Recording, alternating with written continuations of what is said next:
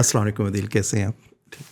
अदील, आज हमने डिफरेंट जगहों को विज़िट किया और इसी विज़िट्स में आपका एक Astra innovation and character learning facilitation centres को भी आपने विज़िट किया। वहाँ पे आप डिफरेंट स्टूडेंट्स से भी मिले, उनको काम करते हुए भी देखा और चीज़ें। तो हम चाहेंगे कि आप बताएं कि आपका वो एक्सपीरियंस कैसा था और आपको कैसा लगा कि किस तरह की चीज़ें थी? जी, बहुत शुक्रिया। वैसे मैं जब पहले गया था तो मुझे लग रहा था कि मुझे कोई ऐसी चीज़ नज़र नहीं आएगी जो मुझे हैरान करे या मुझे सीखने को मिले। और जब मैं वहाँ पर गया और आपने कई चीज़ों के बारे में बताया और मुझे काफ़ी चीज़ों के बारे में पता चला, क्योंकि हमारी जो स्कूलिंग है वो जिस तरह अभी आप कह रहे थे कि क्रिएटिविटी को ख़त्म कर देती है, जी। तो इस पर एक पूरी रिसर्च है। नासा ने एक टेस्ट बनाया एस्ट्रोनॉट की क्रिएटिविटी को चेक करने के लिए। हुँ। तो जब उन्होंने वो क्रिएटिविटी का टेस्ट एस्ट्रोनॉट को दिया तो 98% लोग फेल हो गए जो एस्ट्रोनॉट बनने के लिए आए थे। तो बड़ी हैरानी हुई और उस पर फिर जिस बंदे ने टेस्ट बनाया था उन्होंने काफ़ी ज़्यादा रिसर्च की। तो उन्होंने देखा कि जूं क्लास की तरफ हम जाते हैं, यूनिवर्सिटी की तरफ जाते हैं, एक जब बच्चा पैदा होता है तो वो क्रिएटिविटी से भरपूर होता है। मसलन आप एक बच्चे को कागज़ दें तो वो पहले उसको ऐसे ऐसे करेगा, उसकी वाइब्रेशंस चेक करेगा जी, ऐसे। कि आवाज़ कैसी आ रही है, फिर वो उसको खाएगा, उसका टेस्ट देखेगा, फिर उसको फाड़ेगा, उसकी टेंसाइल स्ट्रेंथ देखेगा, ठीक है, मटेरियल स्ट्रेंथ देखेगा, ठीक है, फिर उससे अपना मुंह भी साफ़ करेगा, उसको एज अ टेक्सटाइल भी यूज़ करेगा।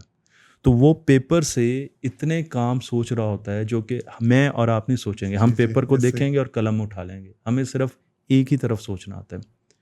तो ये देखा गया है कि जो बच्चा पैदा होता है उसमें बहुत ज़्यादा क्रिएटिविटी होती है, लेकिन जब उसे स्कूल में दाखिल कराया जाता है तो आहिस्ता आहिस्ता क्रिएटिविटी जो है वो कम होना शुरू हो जाती है। तो वो जैसे जैसे क्लास में आगे बढ़ता है, और इसके बाकायदा पूरे ग्राफ्स बनाए होंगे, प्रॉपर स्टडी है नासा की, उसकी क्रिएटिविटी जब वो कॉलेज में जाता है तो और कम हो जाती है, करते करते जब वो जॉब पर जाता है तो ऑलमोस्ट क्रिएटिविटी का बहुत कम हिस्सा, क्योंकि हमने उसे डिसिप्लिन के नाम पर, हम डिसिप्लिन के नाम पे क्रिएटिविटी ख़त्म कर देते हैं। ऐसे। क्योंकि हमारे जो स्कूल्स हैं उसको अगर देखा जाए कि ये कहाँ से आए हैं, तो हमारे स्कूल आपको भी पता है कि हेनरी फोर्ड के कारखानों से आए हैं। जी, ऐसे। तो जब स्टीम इंजन बना और जब हमने तरक्की की, सनती तरक्की की, इंडस्ट्रियलाइजेशन हुई, तो हमें ऐसे लोग चाहिए थे जो कारखानों में जाके काम करें। यस। तो हमने स्कूल भी बिल्कुल वैसे ही बनाए। उन स्कूलों में हमने घंटियाँ लगाई, क्योंकि कारखानों में शिफ्ट चेंज होने के लिए घंटी लगी होती थी। तो वही घंटियाँ हमने स्कूलों में लगा दी पीरियड चेंज होने के लिए। उसमें लोग बैठे होते थे लाइनों में और बैच प्रोसेसिंग चल रही होती थी, काम हो रहा था। हमने बच्चों वो। को भी क्लासों में वैसे लाइन में बैठाना, अगर कोई बच्चा लाइन तोड़ के यू शेप में या कोई और शेप में बैठना चाहे तो हमें बुरा लगता है। जी, ऐसे। फिर उसके सामने बॉस खड़ा होता था और बॉस ऐसे खड़ा होता था इन कमांड कि उससे डर लगे। हमारा जी, उस्ताद भी आज क्लास में ऐसे खड़ा होता है, ठीक जी, है। ऐसे। तो हमने ये फ़िलॉसफ़ी वहाँ से ली। हम इंडस्ट्रियल एज से इवॉल्व हुए और इंटरनेट या नॉलेज एज आ गई। हमारे स्कूल नहीं इवॉल्व हुए। हम इस नॉलेज एज से इवॉल्व हुए और हम आइडिया एज में या प्रॉब्लम सॉल्विंग एज में या इनोवेशन एज में, जो भी आप नाम देना उसमें आ गए। हमारे स्कूल नहीं इवॉल्व है। हमारे स्कूल आज भी वहीं पर खड़े हैं। और स्कूलों में हमने क्रिएटिविटी को ख़त्म करने के लिए एक लफ्ज़ रखा हुआ है, वो है डिसिप्लिन। डिसिप्लिन बिल्कुल होना चाहिए, मैं ये नहीं कहता कि डिसिप्लिन नहीं होना चाहिए, लेकिन डिसिप्लिन के नाम पर आपको तख्लीकी सलाहियत नहीं ख़त्म करनी खत्म नहीं चाहिए। करनी चाहिए। तो अब ये हुआ कि जब हमने क्रिएटिविटी ख़त्म करना शुरू कर दी तो हमारे जो स्कूल हैं उनकी जो आउटपुट आना शुरू होगी वो बिल्कुल एक जैसी आनी शुरू होगी। आप किसी यूनिवर्सिटी, किसी स्कूल, किसी जगह, तो वो जो बच्चे का अपना रंग था वो हमने ख़त्म कर दिया। हमने सबके बाल एक जैसे बना दिए और कहा पहचानो जी अपना बच्चा, कौन सा बच्चा आपका है। हमने तो एप्लीकेशन का स्टाइल भी वही बना दिया, मोस्ट रिस्पेक्टफुली बिल्कुल, say I beg to state that बिल्कुल माय ऐसे ही। स्कूल, माय ये फ्रेंड, और मैं बस वो सारी सारी तो चीज़ें। मैं आज आपको ये बता रहा था कि अगर मैं स्कूल बनाऊँ और उसमें क्रिएटिविटी लानी है तो मैं उसमें रिलैक्सेशन को बहुत लेके आऊँ। जी, जो मुझे ऐसे। आपने बताया कि आपने रिलैक्सेशन की कई चीज़ें बनाई हुई हैं। उसकी वजह ये है कि अब दिमाग की साइंस ये कहती है कि जब आप फ़ोकस मोड में होते हैं, जी, जी। यानी आप किसी चीज़ पर गौर कर रहे होते हैं, तो आप क्रिएटिव नहीं हो सकते। आपका वो सर्किट ही दिमाग का एनर्जाइज़ नहीं होता। और अगर आपने उस सर्किट की तरफ जाना है, आपने उसे यूज़ करना है, तो आपको रिलैक्सेशन मोड में जाना होगा। अब देखें, आप सुबह नहाते हैं तो आपके कितने नए नए आइडियाज़ आते हैं। दुनिया में साइंसदान अब शाम को वॉक करते हैं ताकि वो उस मोड में जाएं, रिलैक्सेशन डिफ्यूजन मोड में जाएं, इसको डिफ्यूज़ मोड कहते हैं। डिफ्यूज़ मोड में जाएं जहाँ पर मुख्तलिफ जो दिमाग में नॉलेज है, इन्फॉर्मेशन पड़ी, वो आपस में कनेक्ट और एक सोल्यूशन बन जाए। क्रिएटिव सोल्यूशन हमेशा दो मुख्तलिफ सोल्यूशन का इम्तजाज होता है। तो आपने बड़े आराम से क्रिएटिविटी लेकर आनी है। मैं अपने बच्चों को जो पढ़ाता हूँ एक लर्निंग सेंटर में अपनी ऑर्गेनाइजेशन के, तो मैं उनको एक सवाल देता हूँ और सवाल ये देता हूँ कि वाइट बोर्ड पर जाकर मैं लिख देता हूँ HIJKLMNO, ये लफ्ज़ लिख देता हूँ और लिख के मैं उनको ये कहता हूँ कि आप बताएं ये क्या है, आप इसे यूज़ करते हैं कि नहीं करते हैं। अब बच्चे मुख्तलिफ़ चीज़ें देखना छूटते हैं, क्या बनता है जी इससे, कौन सा इंग्लिश का लफ्ज़ बनता है, कोई और लैंग्वेज है, कोई पज़ल है, दो छोड़ के करना है ये वो। और मैं उनको बार बार चीखता रहता हूँ, ऊंची ऊंची कहता हूँ, फोकस करो फोकस करो फोकस करो। क्योंकि मुझे पता है कि जो दिमाग का हिस्सा फोकस में एक्टिवेट होता है उसके पास इसका सोल्यूशन नहीं है। तो मैं जान के उनको कहता हूँ फोकस करो ताकि वो उसका सोल्यूशन ना ढूंढ सकें। और वो ऐसा ही होता है, कभी भी किसी बच्चे को उसका सोल्यूशन नहीं आया, क्योंकि इसके लिए नॉन लीनियर थिंकिंग चाहिए, लेटरल थिंकिंग चाहिए, और लेटरल थिंकिंग के लिए आपके दिमाग के कुछ और हिस्से एक्टिव होने चाहिए जो कि रिलैक्सेशन में। फिर मैं उनको भेज देता हूँ बाहर, मैं उनको कहता हूँ आप ग्राउंड में जाओ, गपशप लगाओ, 2-3 मिनट गपशप, 4 मिनट लगा के वापस आ जाओ। वो जाते हैं, गपशप लगाते हैं, वापस आते हैं, आके मैं पूछता हूँ यार किसी को आया जवाब? तो 40 की क्लास में 3 से 4 बच्चों को, सर अच्छा H2O आपने लिखा है, वाटर, सर ये तो पानी है। सही। अब ये जिसे आप कहते हैं आउट ऑफ बॉक्स थिंकिंग या नॉन लीनियर थिंकिंग, एक बिल्कुल नया सोल्यूशन, नया आइडिया किसी चीज़ को सॉल्व करने का, उसे आउट ऑफ बॉक्स थिंकिंग कहते हैं। ये चीज़ हमेशा रिलैक्सेशन में आती है।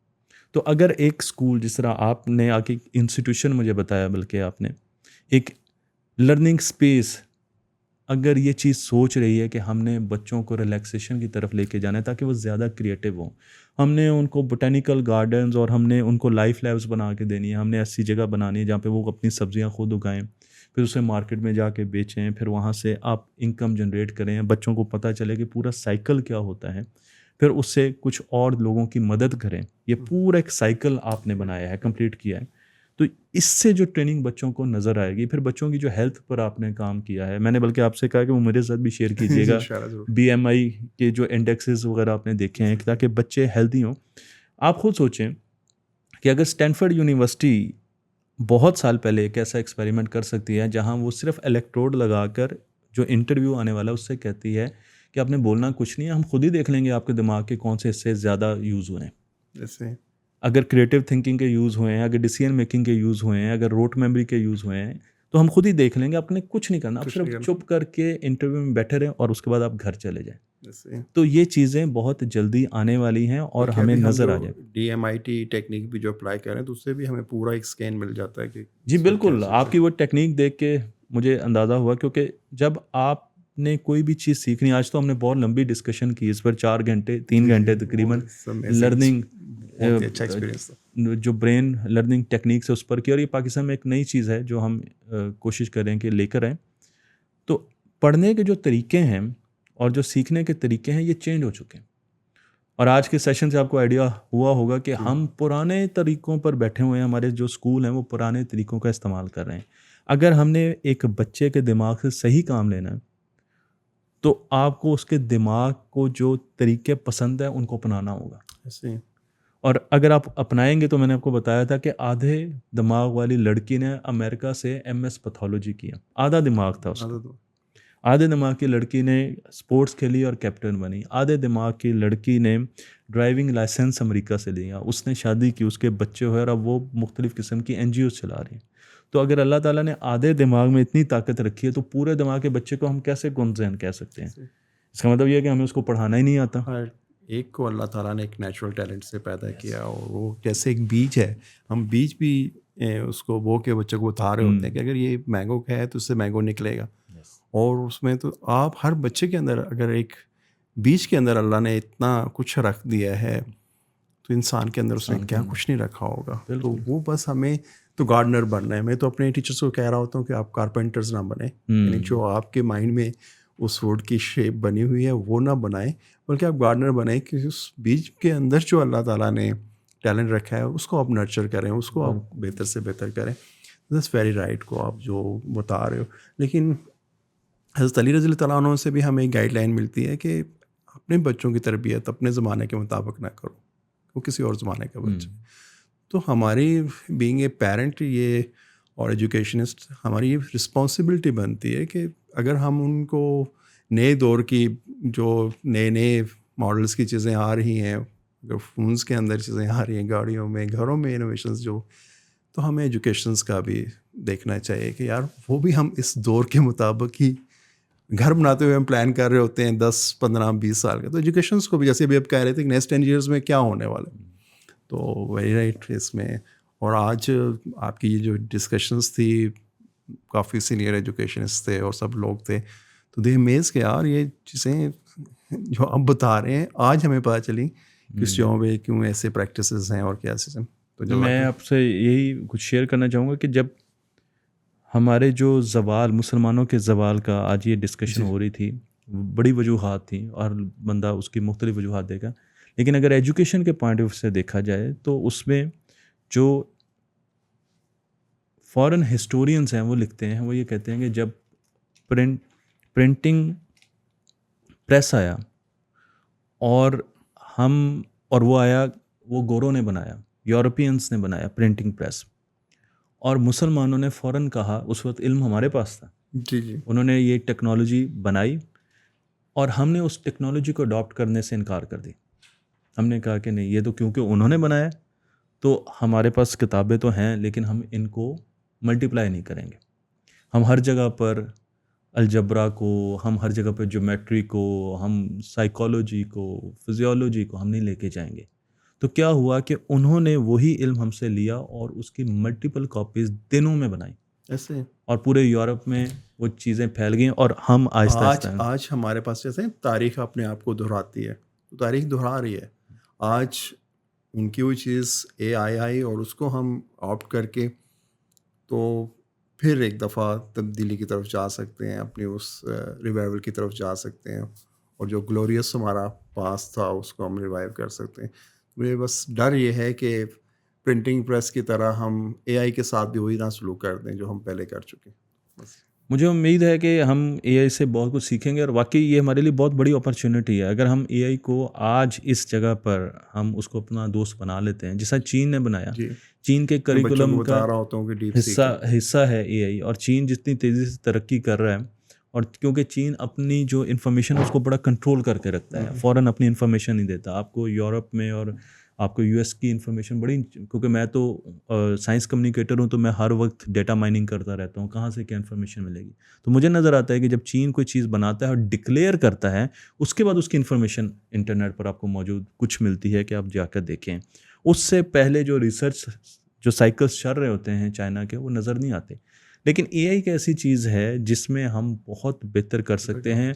ज़ीरो से स्टार्ट हुआ है जैसे दुनिया का, नॉलेज बेस ख़त्म हो गई एरा, और जो AI बेस एरा है वो शुरू हो गया है। तो हमारे लिए एक बहुत अच्छा अपॉर्चुनिटी है कि इस एरा को हम दुनिया के साथ स्टार्ट कर दें। हम 15 साल के लिए इंतज़ार ना करें, उस वक्त जाके हम अपने बच्चों को आज से ही AI को अपने क्लासेस में लेकर आएँ, बच्चों को पढ़ाएँ, बच्चों को इम्प्रूव कराएं, टीचर्स की ट्रेनिंग कराएं। हम जिस ऑर्गेनाइजेशन में हैं, इस साल हमारी कोशिश है कि हम AI लिटरेसी ईयर मनाएं। तो हम अपने सारे प्रोफेशनल्स जो हैं, अभी मैं जब यहाँ से जाऊँगा तो AI का कोर्स एक हम बना रहे हैं जो कि सारे इंजीनियर्स को हमने करवाना है, ताकि उनको पता चले कि वो कितनी जल्दी काम कर सकते हैं, वो कहाँ से इंफॉर्मेशन ले सकते हैं और किस तरीके से प्रॉब्लम सॉल्विंग कर सकते हैं। तो मैं बार बार ये कह रहा हूँ कि वो एज गुजर गई जब आप जवाब ढूंढते थे, अब आप सवाल ढूंढिए, क्योंकि जवाब के लिए AI हाजिर है। राइट। और ये तो प्रूफ बात है कि मोस्ट इंटेलिजेंट पीपल जो हैं वो इस खित्ते के अंदर हैं, और उन्होंने बास इम्पॉसिबल, जो कि अभी तो एक परसेप्शन बना हुआ है ना, लेकिन बहुत कुछ काम हुआ अभी। तो अगर हम इसको ऑप्ट करते हैं और इस पर काम करते हैं तो इंशाल्लाह ऐसा नहीं है कि हम लीड ना कर सकें और तुम्हारे रिवाइव ना कर सकें। जज़ाकल्लाह। Thank you.